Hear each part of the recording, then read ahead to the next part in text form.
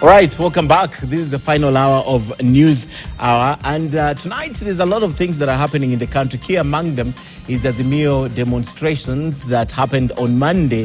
And apart from that, Azimio says next week there'll be 2, and going forward there'll be 2 until the president hears that voice.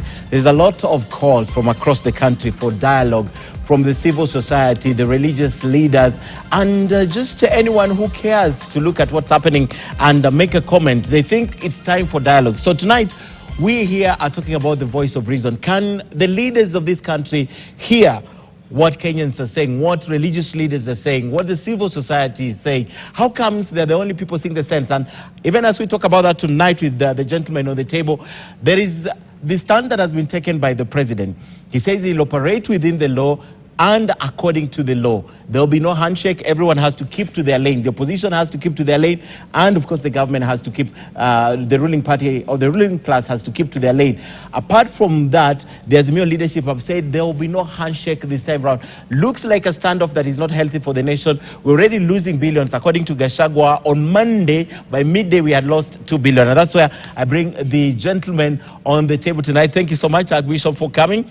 And I have to say thank you because you know you were headed to Nyeri, and we stopped you on the way. So thank you for coming. This is a very important discourse for the country. So asante sana for coming. Lethome, finally I have you on the table. Thank you. You know the last time I tried, we had to go virtual. Oh yeah. You were in Mombasa. Yeah, thank you. So thank you for coming. And of course, my friend Suba Churchill. It's been a while. When is the last time you're here? I attend the Dibal's program. Oh, Dibal? Every Friday. Now you don't favor me, you only favor Dibal. I'm always on this table on Friday morning. But not with me. So thank you, gentlemen, for coming tonight. Let's begin where the president left it this morning, because that's a very good point to begin the discussion. The president says he will deal firmly and decisively to people perceived to be saboteurs of the economy. At the back of what Azimio said, do you think that statement is helping or not helping, Suba?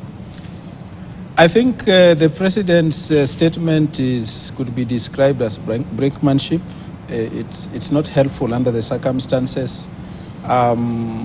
We had a moment, you remember, when the president visited parts of Western Kenya, and the opposition leader, Raila Odinga, urged his elected leaders from the region, to troop back there and welcome the president. And we thought, that thawing of relations was very good and ideal.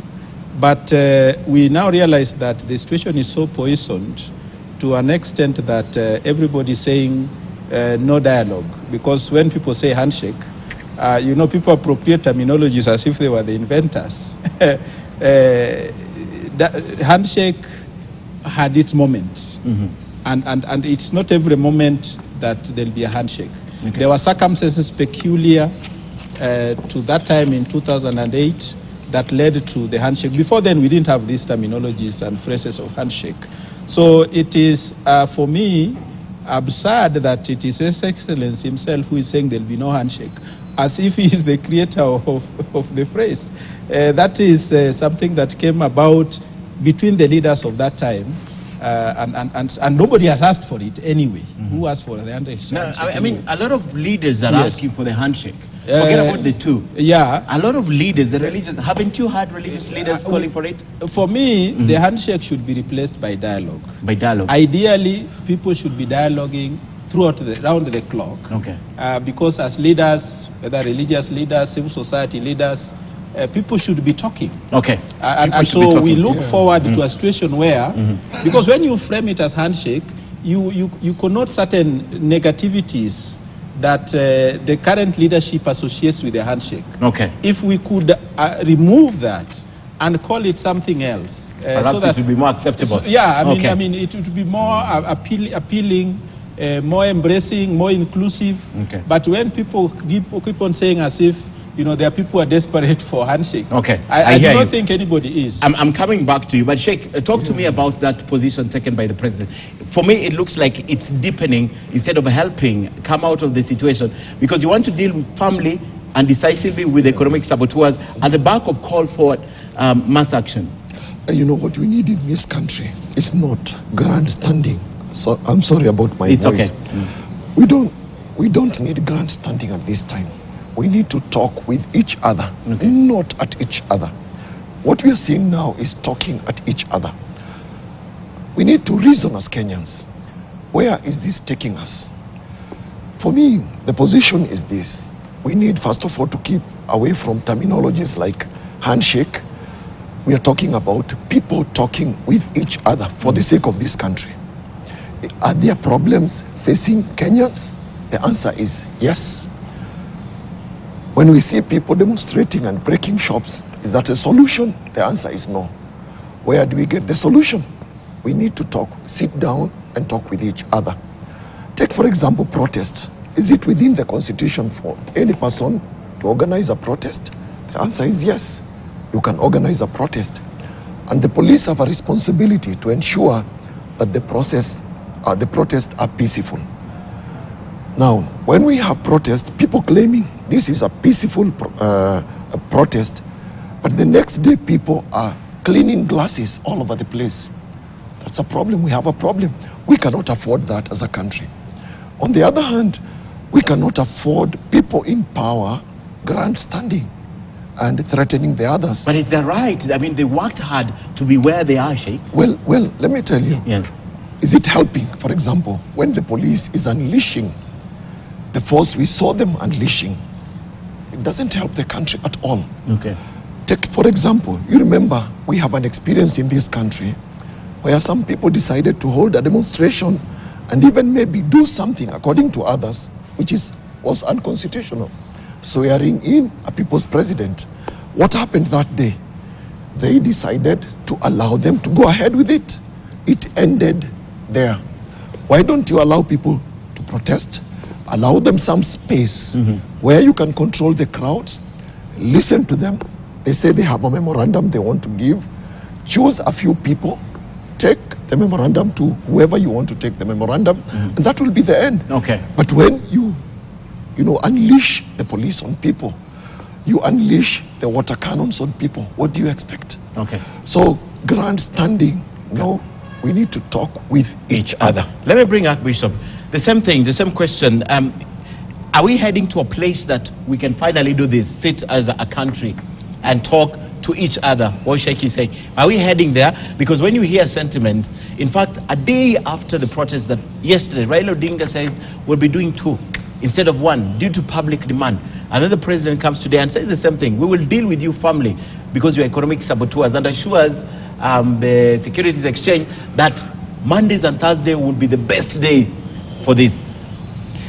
Thank you very much, Ken. I think what Sheikh here has said sets a very good stage. That is not about the value of what has been said now, but the context of our whole country. And today, the Catholic bishops actually issued a statement in which they spoke about the need for dialogue, the need to listen. A lot of our leaders are not listening because we need to listen to what's the problem. And I think the basic listening is about the problems which are facing this country. The problems precisely of the economy, of the struggling economy, the high cost of living, the issues that have come of famine, drought, and other issues that are real.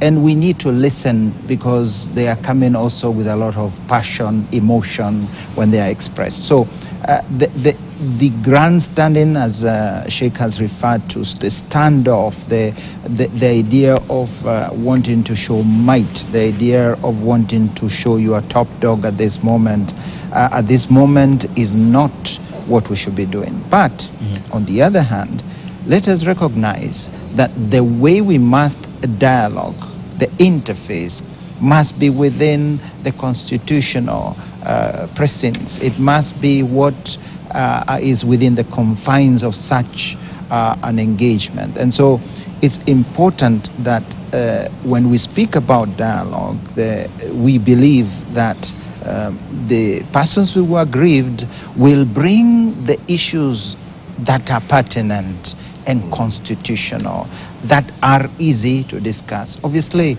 you can't bring a topic or an issue to discuss that is totally out of place. So on the other hand, it's very difficult to say, you can't say that the demonstrators were the only ones who are on the wrong, or for that matter, the police who try to keep peace.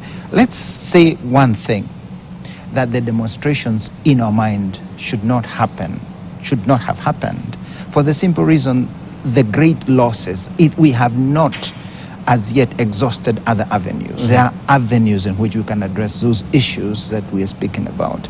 But I do believe that they were not as destructive as perhaps we feared. And while there were excesses of the police, there is no doubt that there was also very evident restraint in some areas where you saw. But again, we don't want Kenyans having tear gases even in their house or in their car. We don't want Kenyans, even one Kenyan being clubbed. It shouldn't happen.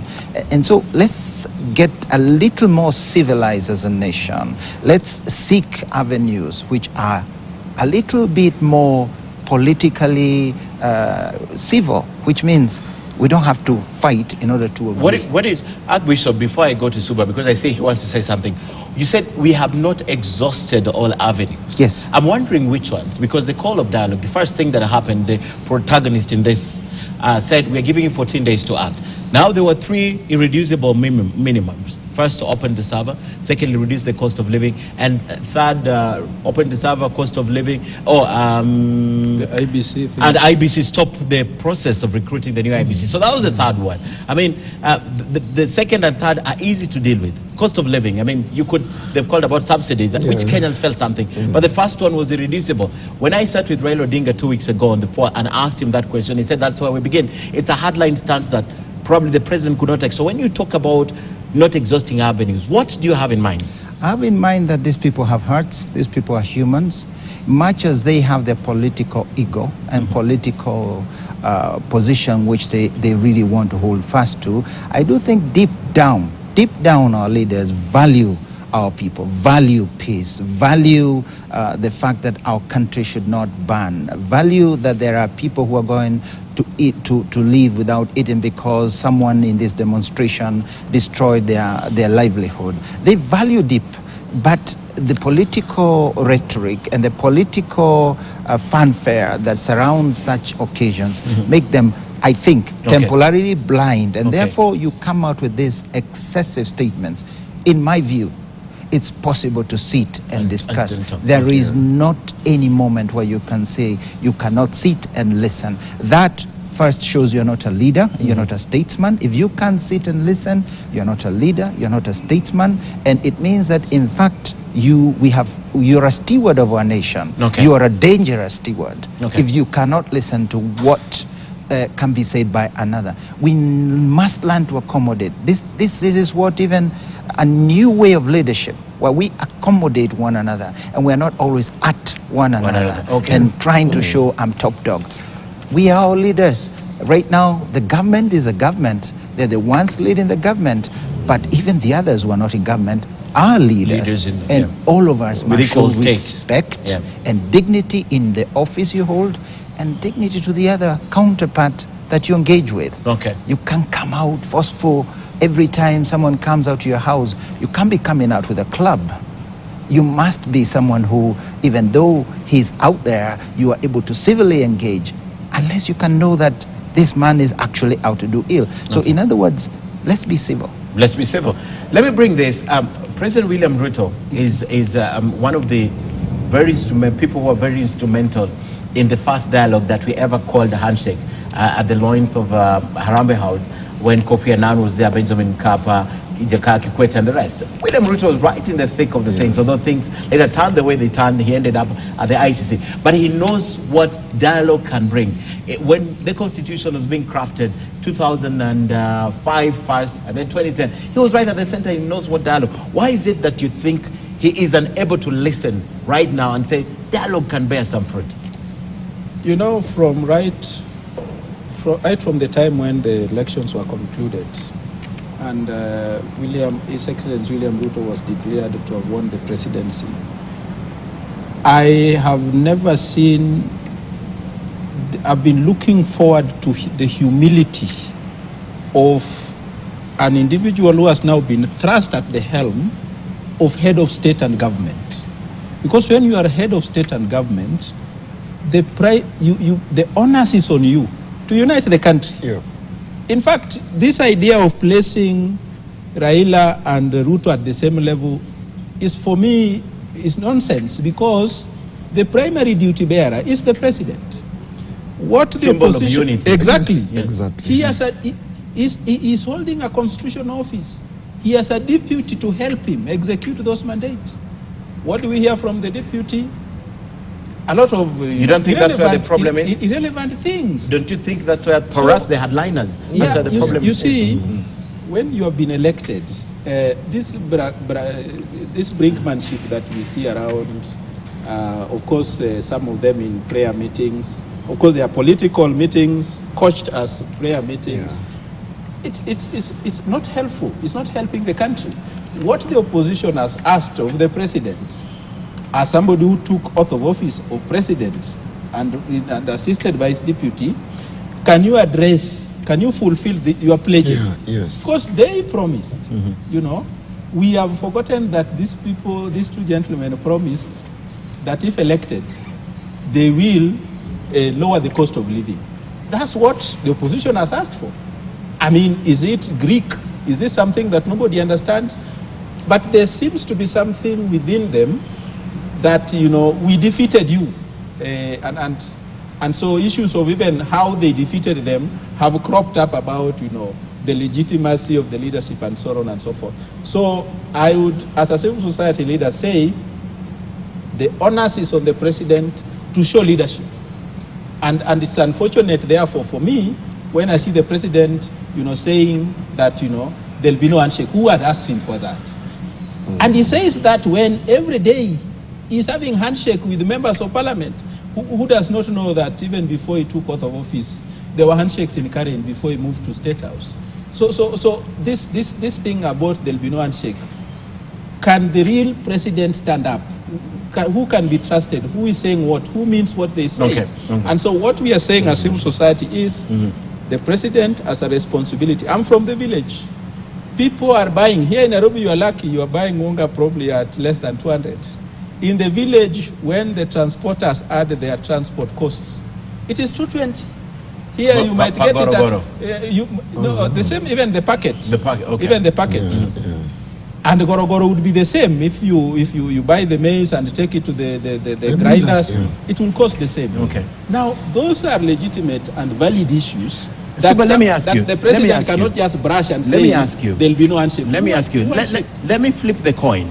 Yes. If Raila Odinga and his team were in power, I mean, there has been arguments that the world right now, not only Kenya, is facing unprecedented times across the nation. Do you think they would have performed better than the president? Or you're premising your talk on the fact that there were promises that were made and these promises must be fulfilled regardless of the fact that they're difficult to fulfill? We know those difficulties. But we also remember that the former president, Uhuru Kenyatta, made pleas. I mean, I'm not so forgetful to have forgotten that the former president used to plead. Did the current president listen? He dismissed the war in Ukraine. He dismissed everything. And some of us cheered him. Now, if he dismissed those reasons that you are now trying to advance, then he should now sort back. Exactly. Okay. Exactly. Let me can he address the food crisis? Because these same reasons that we know exist were there. Okay. And we say it, the circumstance of the time, but still, despite those situations, there was a bit of subsidies. At that time. The concern that we even have as civil society is that we are not even sure whether our national treasury is being run by the government, because there is still too much involvement of international players. We'll come to that. Which make us even wonder whether the CS for National Treasury is the one in charge. We will venture there, but let me bring Sheikh and Archbishop on the same. Yes, the headline stands. Do you think that's the reason why we are not heading anywhere? Let me take you back to the question you raised. Okay. For me, as a religious leader, it does not matter who is in power. What is of concern to me as a religious leader is that we have a country and we have these millions of people who need to be taken care of. And the responsibility, of course, squarely lies on the person in power as of now. Are there problems? Yes. Do the problems need to be solved? Yes. Will grandstanding help us solve the problems? No. Take, for example, one side dares the other. Do this, we dare you to do this. The other said, we'll do it and see what you're going to do. Where is this leading the country to? Is that solving our problem? It is not solving our problem. For now, forget about William Ruto, His Excellency, forget about Raila Odinga. We have a country at stake. We need to salvage the country. The way we are moving, daring one another, we're not going to get a solution. So for me, as a religious leader, I want to say this country belongs to all of us.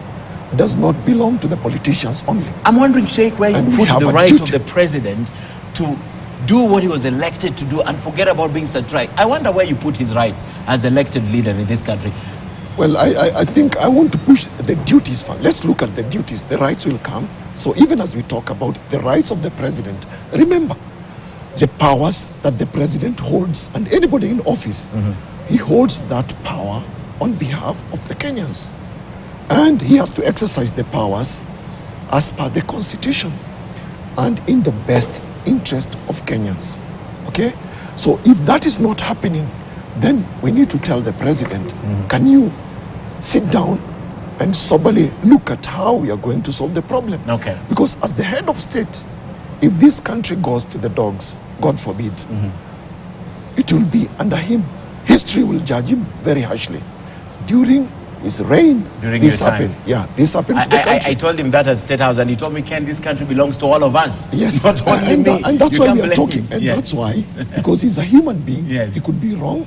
And that's why we are saying, I think this is not helping the country. Okay, And okay. we're also telling Raila the same thing. Yeah, it's not happy. What you're At doing the end is of the not day, happy. we have to sit down and talk with each other as Kenyans. I know, but again, I would have asked a political question, but let me come to Archbishop before I ask that political question. Yes, I think what has happened to us is that we have been in electioneering for a long time.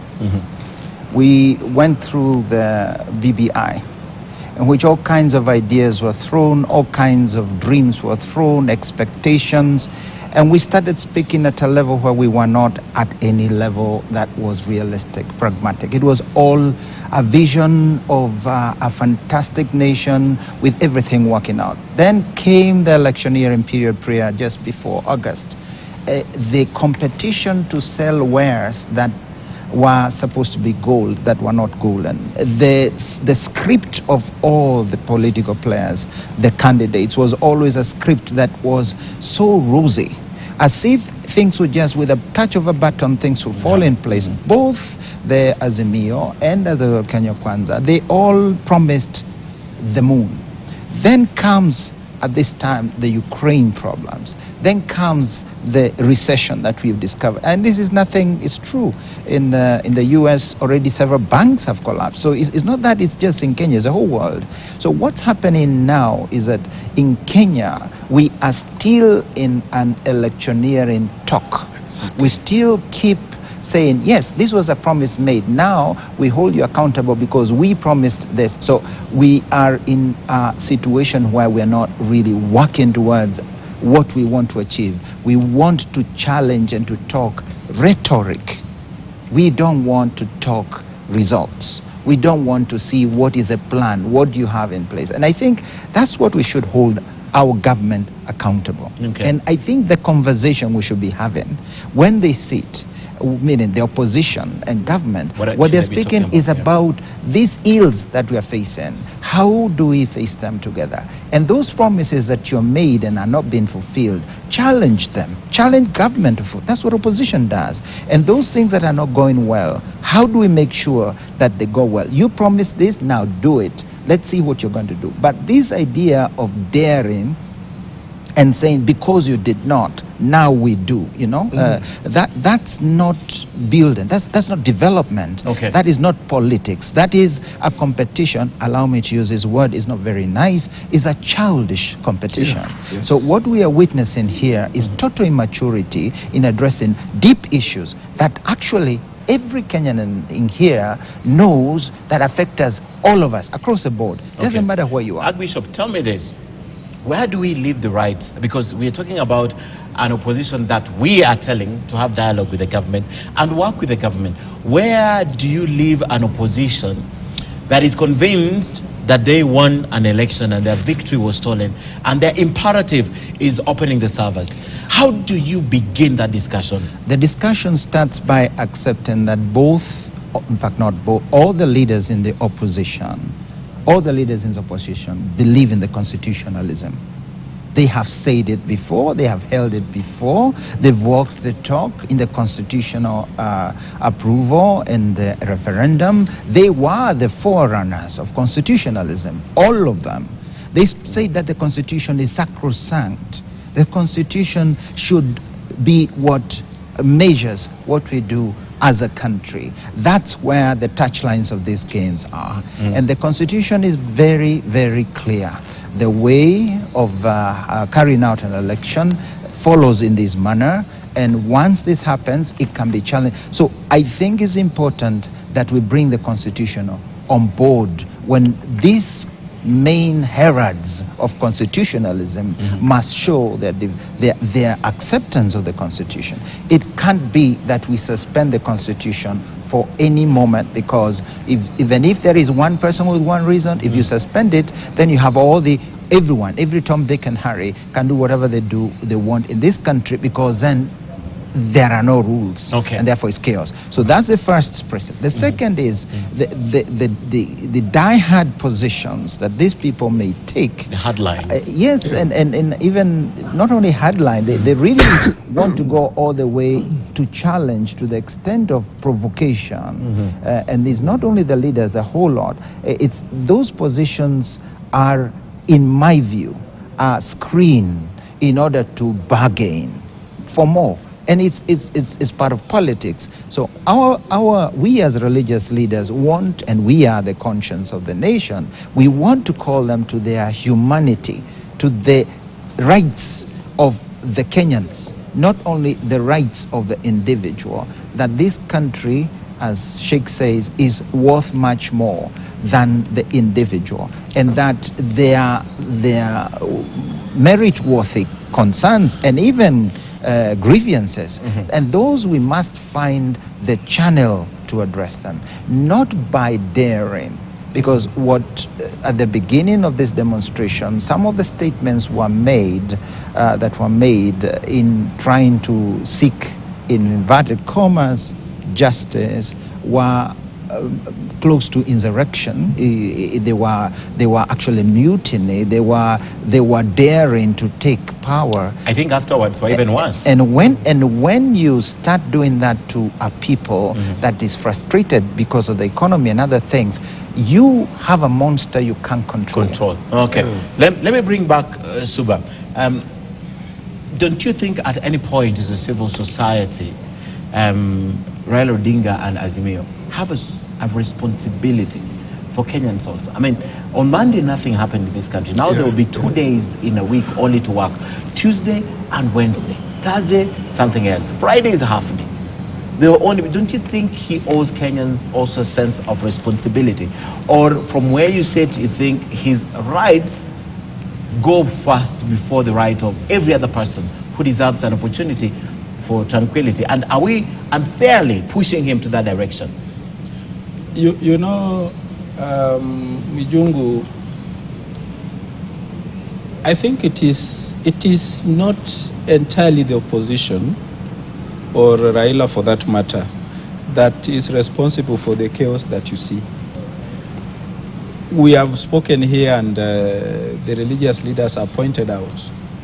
When, for example, you go deep into Kibra, for example, and throw tear gas into people's homes, are they demonstrating in their own houses? Who is responsible for that chaos? Why can't you let people exercise their rights? And the Muslim leader here, who is a long-time friend of mine, we wrote the constitution together at Bomas in 2003 and 2004, has pointed out that the state has a responsibility to facilitate the primary duty bearer in ensuring that rights are exercised is the state.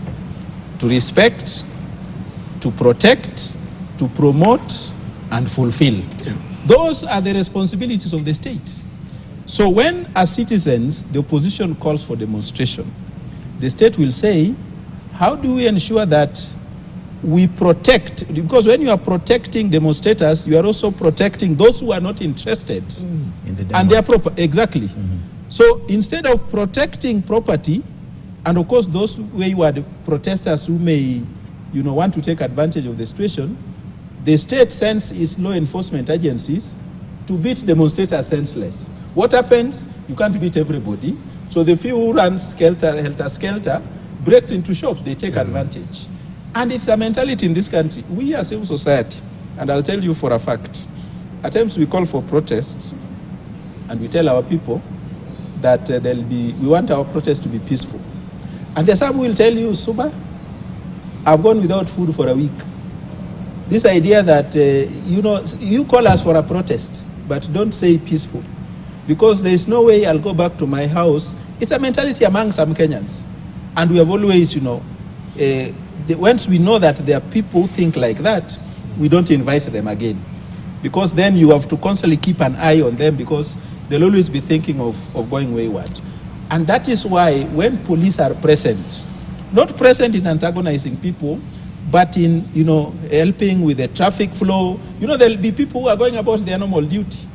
So what you saw on last week was complete failure on the part of the state to deliver on its mandate, to facilitate a right that is enshrined in Article 137 of the Constitution, the right to demonstrate, to picket, and to deliver petitions to those in authority.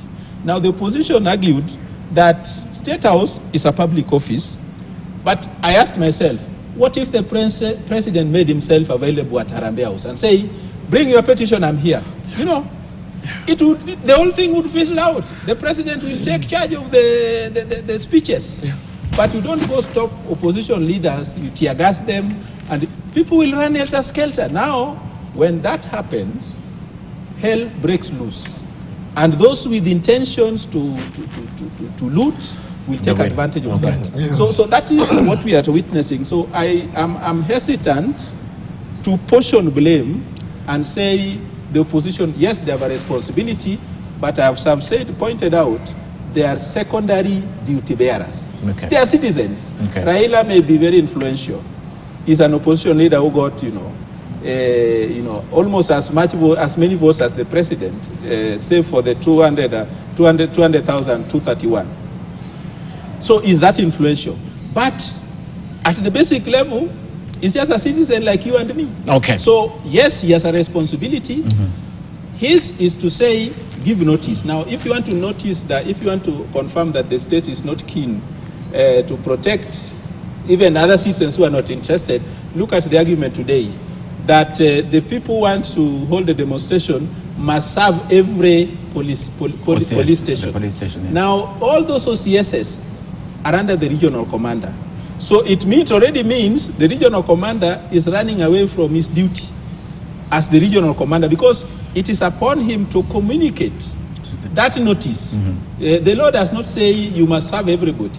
If you are doing it in a region, because the focus is Nairobi. So I would want to say that yes, the opposition has a responsibility to ensure that the people they have called are peaceful, but the state has a greater responsibility to ensure that they protect, promote, and facilitate the protest, as they also protect property and other citizens who are not interested. I need to talk about now the solution to this, but because he's brought it up, before I go to Sheikh, next week, this was a very simple task.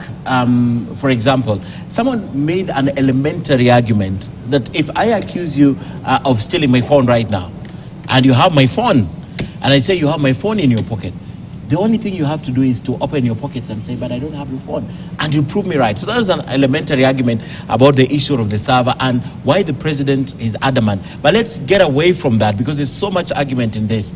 Today is the argument from the Nairobi police boss that I will not take this service. Please find OCSs all around. Is this setting stage for more mayhem next week?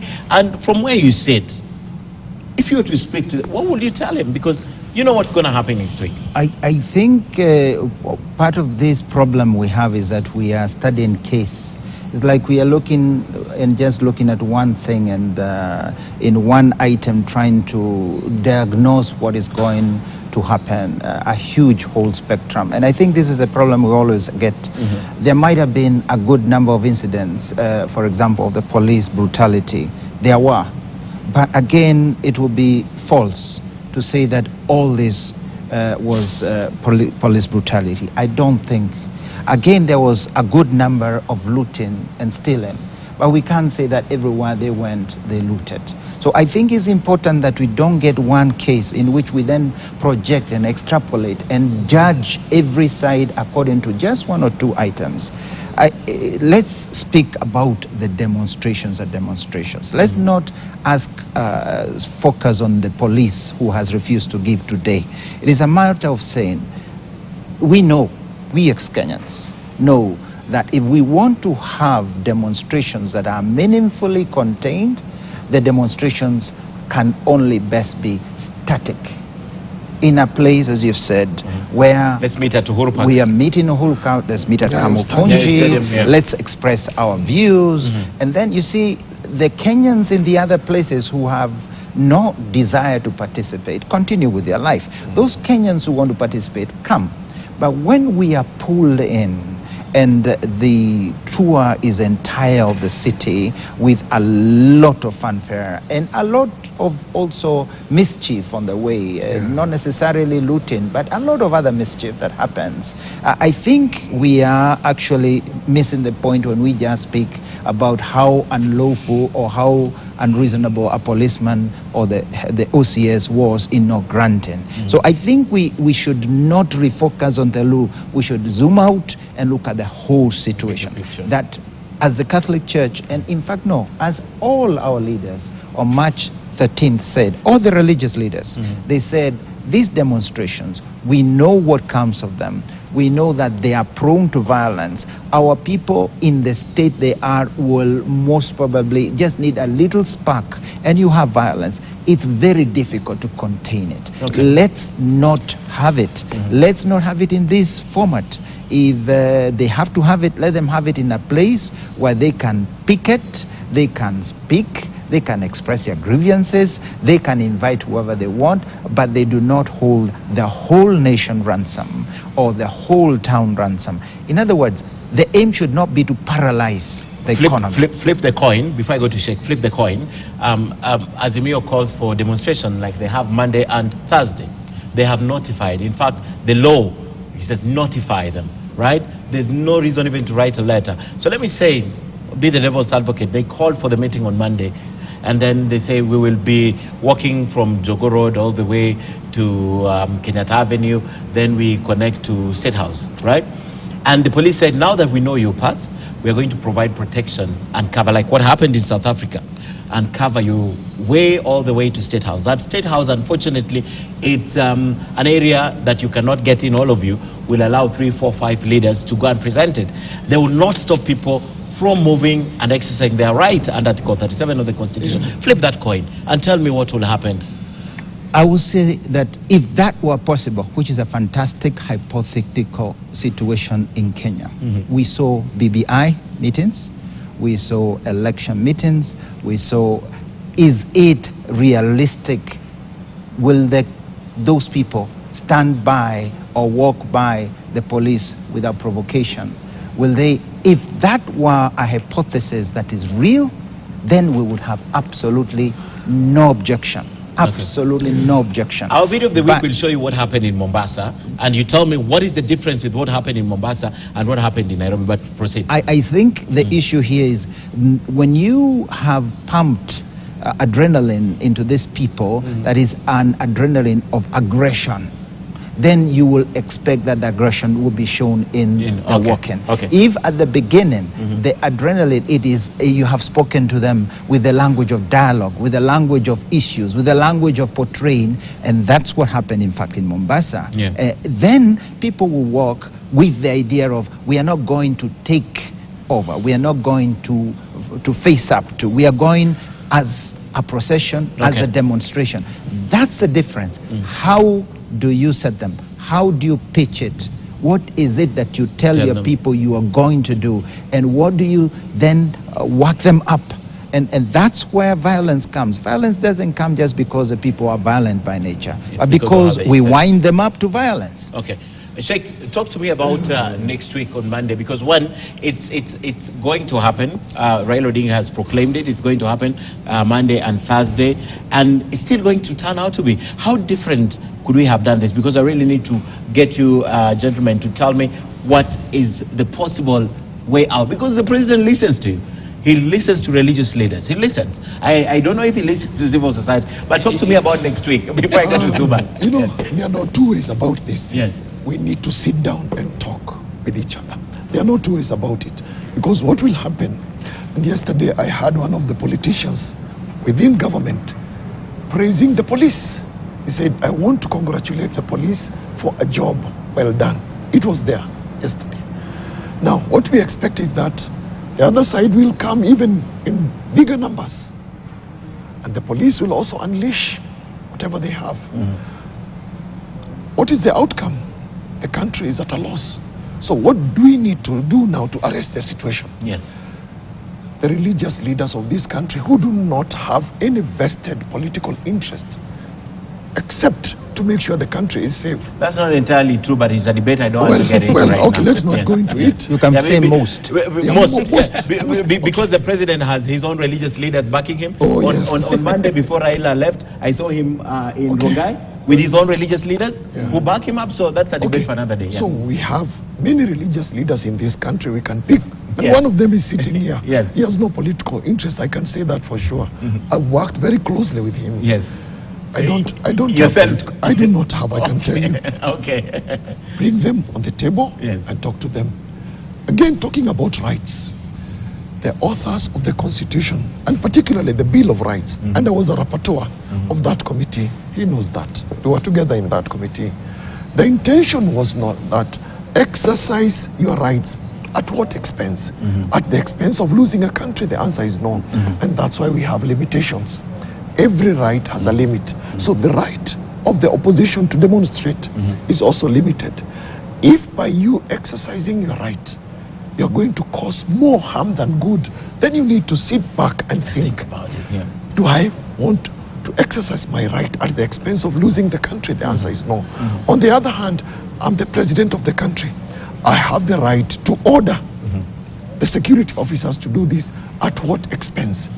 So if it is a zero-sum game, we need to sit down as leaders, as statesmen and women of this country, people who care about this country.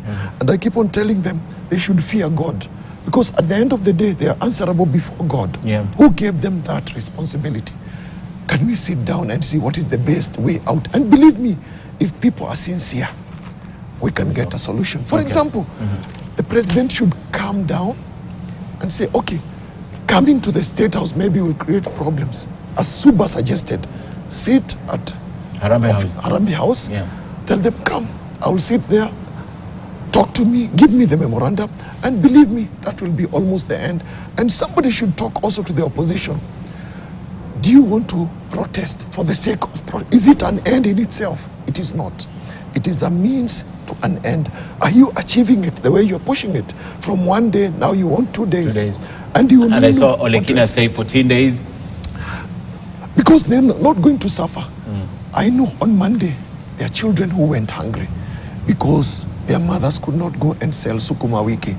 So the leadership at the top, both sides of the divide, they're not the ones who are going to suffer. It is the ordinary Kenyan who is going to suffer.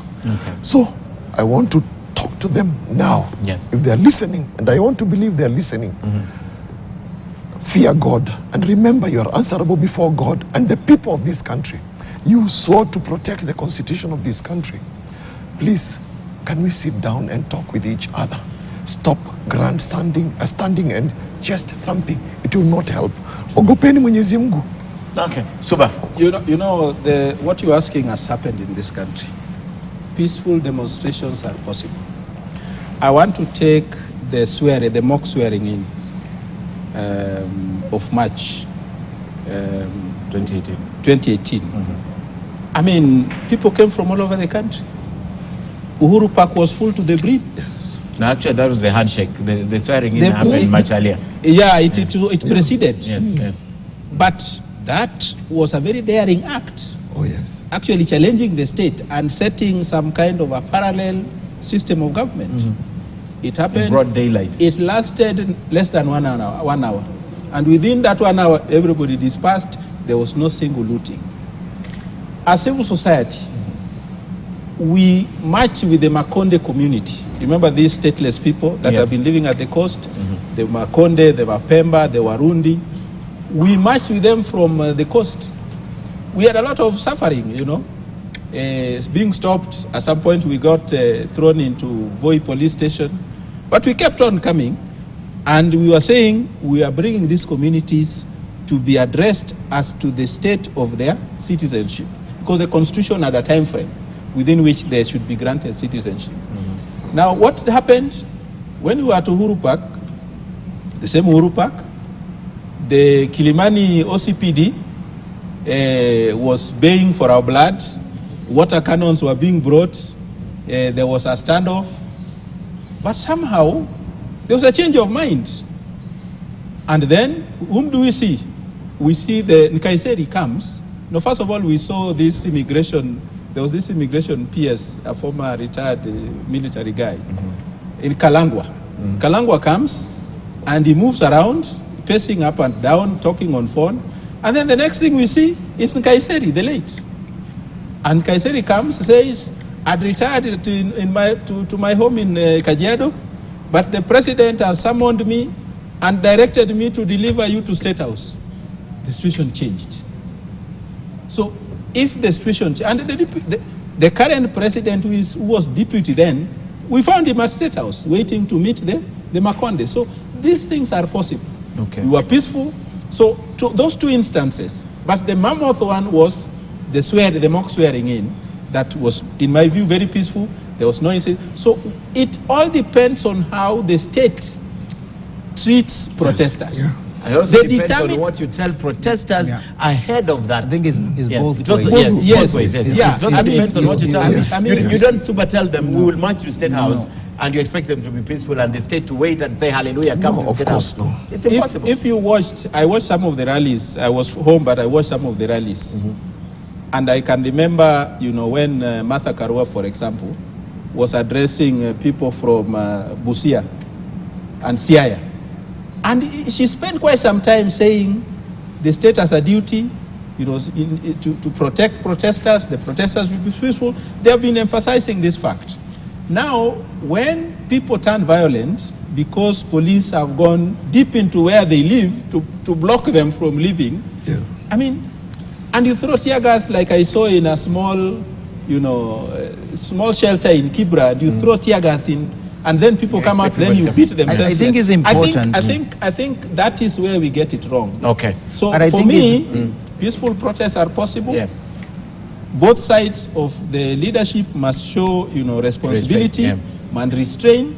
But I will tell you for a fact, as a civil society leader, no government has ever won protests in terms of image against people. We did it. In fact, when you called me, you said you will be calling Professor Kibwana. Yeah. I worked with Professor Kibwana in the 90s, calling for mass action, the things you are seeing now. Yeah. Not government. And I can tell you, even the government then, strong as it was, never took long before the IPPG happened in 1997. Okay. No, what I want to say is that it's very easy to, I insist, to get bogged down by incidents, even those incidents that I think he has very well articulated, and forget about principles. We have advanced. In the last election, we made a huge step forward. It's the first election where we really didn't have violence that was virulent, that was clear. We had an elections where we managed to keep peace because people have grown, people have become more civil, people are listening, and also people are able to express themselves very well, and part of that, even they express themselves in the vote. So I think it's important that we emphasize principles, and not remain with incident. The incidental may happen. Sometimes you may make a mistake, you may judge wrongly, you may judge rightly, but the point is that the principles of engagement must be the principles that we want the good of our country, and especially the good of our people. And that's what we must first protect, first ensure. And so the path of politics is to ensure that you ensure the maximum common good of the people who you have been entrusted to. It is not just that you may sit and hold on to the control of the people. The people, you do not own the people. You actually have been given for you to protect them. So in the argument of both the government and the opposition, the idea, the main player here is the ordinary Kenyan. The people. It isn't the leaders. The leaders are not the main players. The leaders are just representatives of the people. And the poor, the ones who are in terrible misery, or who are in hunger, or who are faced by the drought, those are the ones whom we are forgetting in all this, because as Sheikh said, there is a woman who didn't go home with food. There is the Kibera the situation is also real, that there was no business there. So there is someone who is hurting more. And does increasing the number of days of demonstration make them more free, or are we going to hurt them in these terrible moments of economy? We are going to have much more misery. And I say this, when you go down, as you were saying, up country, and you find people struggling, and then you feel that we are even going to cut the little economy, the cash flow that would otherwise give them at least a little hope. Comfort, Surely, is that the right action to do when you can still come down in humility from your pedestal and talk and listen? I will even not say talk. Listen to what the people, the Kenyan people, are saying first. Listen to the Kenyans, not even to the leaders. First, listen to the Kenyans. You opposition, listen to the Kenyans. Government, listen to the Kenyans. Sit and listen. And then, after you've listened, listen to your counterpart, opposition. The opposition is not at the same level as the president, but represent a huge constitution of this country. Exactly. So listen to what they also have and how they articulate. They see things from a different perspective. And then also listen to other people who are not in this play. They are not on the table. Listen, seek consultation. And then let's now map out reason together. A way. Yes, sit. Let us reason together. Okay.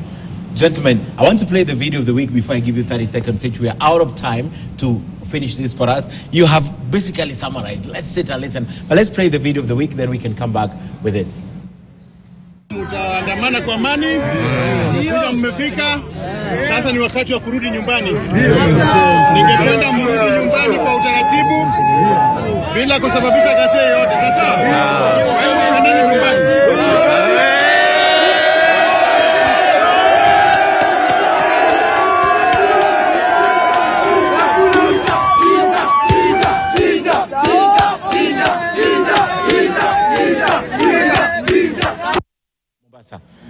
Yeah, that was a video from Mombasa. In fact, I had the name of the police officer who was involved. Let me see if I still have it somewhere here.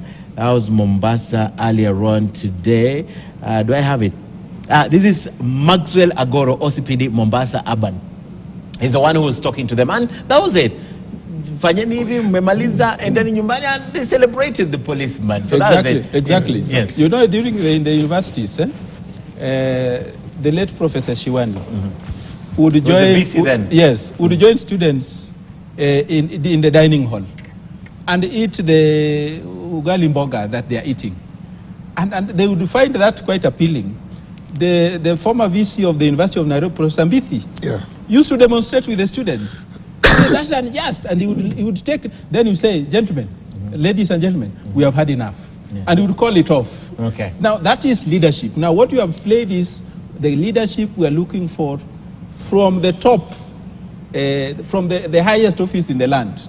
Show leadership, even if those pledges are not possible. Explain, call the opposition and say, gentlemen, even if you people would have won, it would not have been possible. Okay. So how do we work together? Okay. But this grandstanding of no handshake is not helpful. Okay. It's not helpful. Sheikh, your final words in this. I think we need to reason with one another. Simply, we just need to reason with one another. Put the interest of the country before our personal interest. I think that's what I want to say. Period. I would like to invite all Kenyans to pray for our leaders.